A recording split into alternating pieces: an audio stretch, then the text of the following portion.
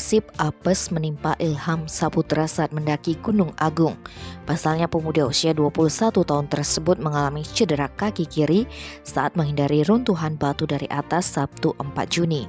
Kejadiannya bermula saat Ilham mendaki Gunung Agung bersama dua rekannya. Mereka mulai pendakian sekitar pukul 1 dari Pura Pengubengan, Desa Adat Pesakih, Karangasem. Salah satu rekan korban, Timothy, mengungkapkan saat perjalanan naik mereka berjalan berjajar dengan posisi Ilham di tengah-tengah. Tiba-tiba ada batu jatuh dan Ilham tidak bisa mengelak. Dia pun langsung jatuh. Melihat rekannya kesakitan, terang Timothy, mereka tidak bisa melanjutkan perjalanan tetapi memilih untuk menjaga korban.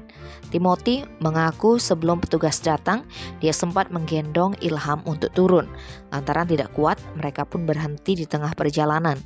Koordinator Pos Pencarian dan Pertolongan Basarnas Karangasem, Gusti Ngurah Eka Widnyana, menyebut pihaknya menurunkan 10 personil untuk mengevakuasi korban.